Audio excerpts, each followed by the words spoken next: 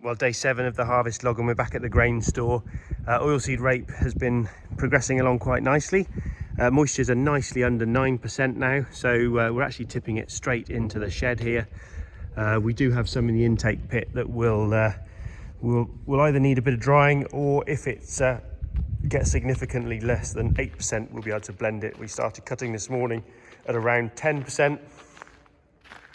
It needs to be less than 9 for storage, so we will have to just run that over the dryer briefly, or if we get some dry rapeseed in, we'll be able to just blend that away.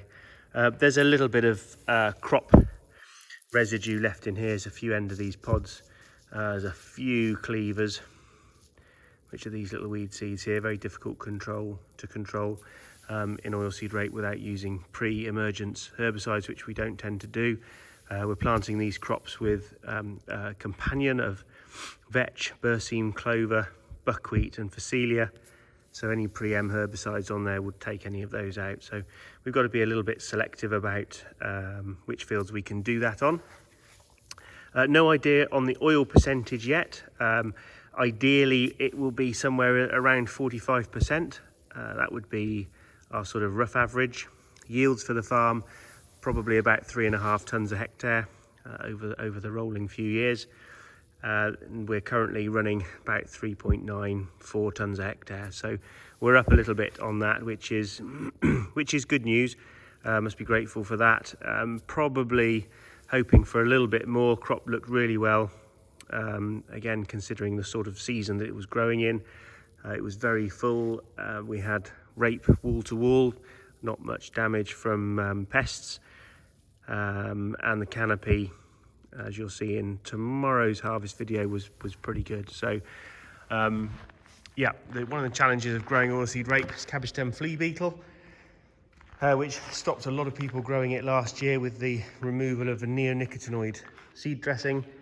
We've continued to be able to grow it based on our sort of strategy across the whole farm with no insecticides. Here are some flea beetle on here,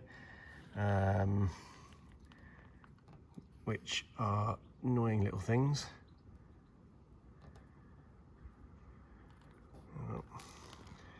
There's a little seed weevil there, look.